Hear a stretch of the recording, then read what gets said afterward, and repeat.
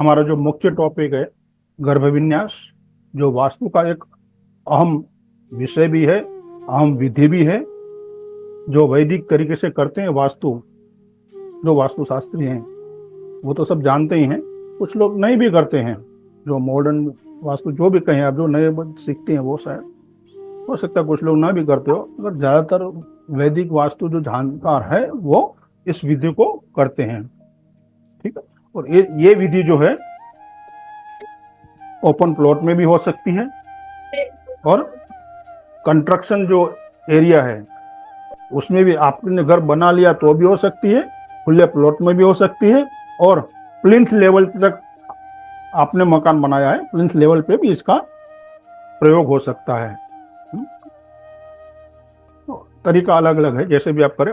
Open plot में भी आप कर सकते हैं इस गर्भ विन्यास को, जो ज्यादातर ब्रह्मस्थान में की जाती है।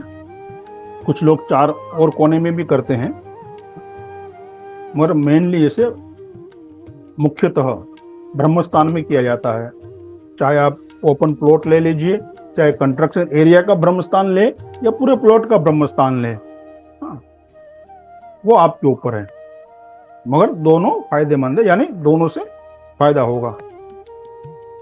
तो हमारे ऋषि मुनियों ने हमें अपनी दिव्य दृष्टि से गर्भ विन्यास के बारे में बताया है, और काफी ग्रंथों में इसका उल्लेख भी है, जैसे मानसार है, महंतम है, सम्राट सूत्रधार है, कई ग्रंथों में इसका उल्लेख भी है। और हो सकता है आपके पास इन ग्रंथ में से कोई ग्रंथ हो, उसमें आपने पढ़ा भी हो, समझा भी हो, शायद आप करते भी होंगे।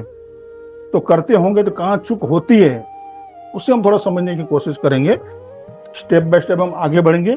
पहले हम बात करेंगे कि शास्त्रों किस तरह से बताया हुआ है और किस तरह से लोग करते हैं, या हम किस तरह से करते हैं ज्यादातर। फिर उसमें क्या सुधार, यानी मैं किस तरह से करता हूं, वो मैं आपके साथ शेयर करूंगा। अपने अपने प्रैक्टिकल जो मैंने कर रहा हूं मैं पिछले 22 साल से, वो भी हम शेयर करूंगा मैं आपके साथ।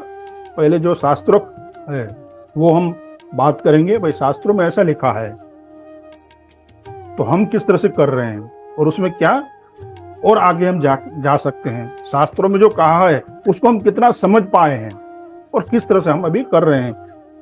ठीक है। तो इस तरह से शास्त्रों में हमें इसके बारे में काफी सहजता से बताया हुआ है, काफी ग्रंथों में भी है। शास्त्रों में कहा गया है कि ये जो पदार्थ हम गर्भ विन्यास में डालते हैं, यानी सभी पदार्थों से युक्त गर्भ जो होता है, उस भूमि का गर्भ, वो संपदा का स्थल होता है, यानी सारी संपदा उससे हमें मिलती है। तथा गर्भ विन्यास न होने वाला जो भवन होता है, जिसमें गर्भ विन्यास नहीं कहा गया है, नहीं किया गया है, वो विपत्तियों का कारण बनता है, ऐसा शास्त्रों में उल्लेख है। इसलिए गर्भ विन्यास हमें करवाना चाहिए, चाहे हमारा घर हो, ऑफिस हो, फैक्ट्री हो, जो भी हो, वहां हमें गर्भ विन्यास की प्रक्रिया करनी चाहिए। तो उसे हम स्टेप बाय स्टेप समझने की कोशिश करेंगे, वो किस तरह से करते हैं। तो ये बहुत ही अहम विषय है और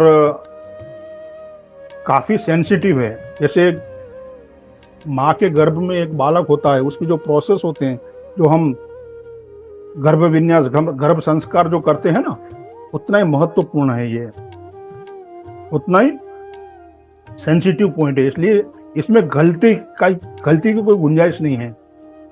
हम सबको बहुत ही ध्यान से, विधि विधान से समझकर, बहुत ही सहजता से इस विधि को करना है। इसे इसलिए अच्छी तरह से इसको हमें समझना है। आपको कहीं पर समझ में ना आए, एक नहीं, आपको 10 बार पूछना है। ठीक है। इसीलिए इस वेबिनार कहें, इस क्लास कहें, जो भी इसका आयोजन हमने किया गया है, क्योंकि ज्यादातर कोई लोग इसे सिखाते नहीं है।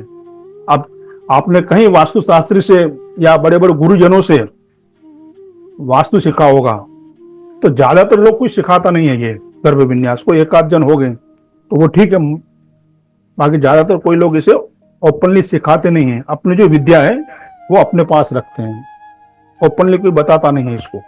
मेरा जब तक मानना है तहाँ तक, हाँ कुछ एक लोग होंगे और ज्यादातर लोग नहीं सिखाते हैं।